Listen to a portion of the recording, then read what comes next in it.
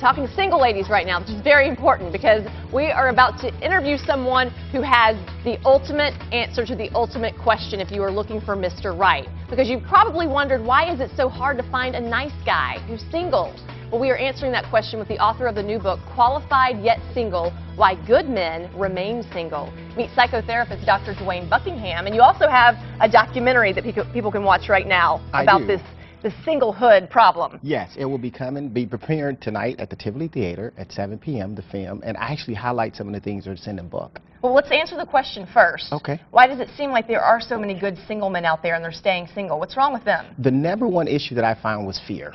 Fear, okay. Fear, yes, because a lot of guys, we're taught to be providers and protectors, and so when we enter into relationships, that's a certain amount of vulnerability that you have to have.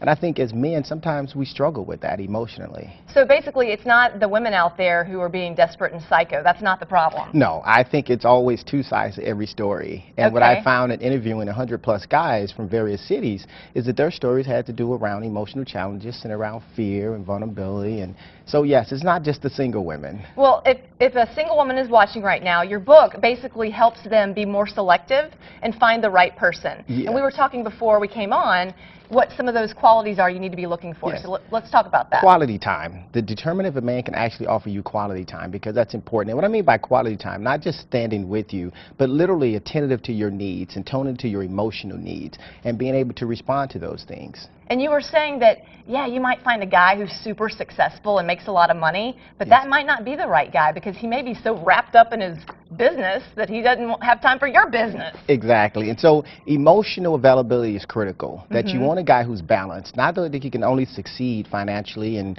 successfully in his business, but he's emotionally available to you, have a great deal of balance, and so that's critical. But so you're telling me that these good guys are out there, but they're afraid of commitment. So what if you find this guy that can meet your emotional needs, but then he doesn't want to commit? Well, and that's another whole story, though. If he's not willing to commit, then part of the book, unfortunately, what I'm saying to him is don't waste your time, because you can't change a person who's not willing to change. So if whatever he brings to the table, and if he's willing to change, I encourage women to stick through and support your guy. But if he's not willing to, I don't know if that's really a healthy relationship that you need to enter. Now let me ask you something, since you're an expert. Is there a timeline? If you've been with this man for 2 years and he still doesn't want to put a ring on it?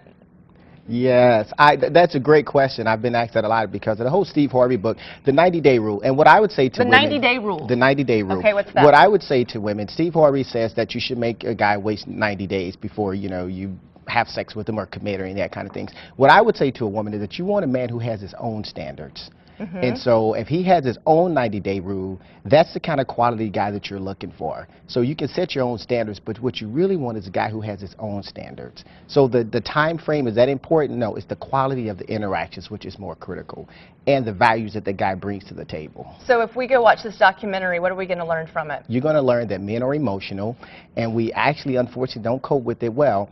But you should pay a little bit more attention to that, and not, I have some of the guys saying, hey, when I try to show my emotions, women shoot me down. They tell me I'm not man enough.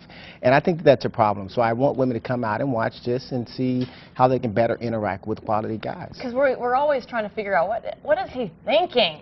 Yes. He's got it in the book. Lots of quotes from these men you've interviewed. All right. Thank you so much, Dr. Buckingham. And we have posted all of this information and a link to Dr. Buckingham's website on greatdaystlouis.com. Kent? Are you emotionally available? I'm emotionally wrecked. Does that Are make you me scared, available? Kent? That can be fixed. Am I scared? Speak to the doctor. I'm scared to death. I'm frightened. All I'm right. still shaking from Vanessa Williams. That's why he's a little bit of that, wreck. too. That's a big part of it.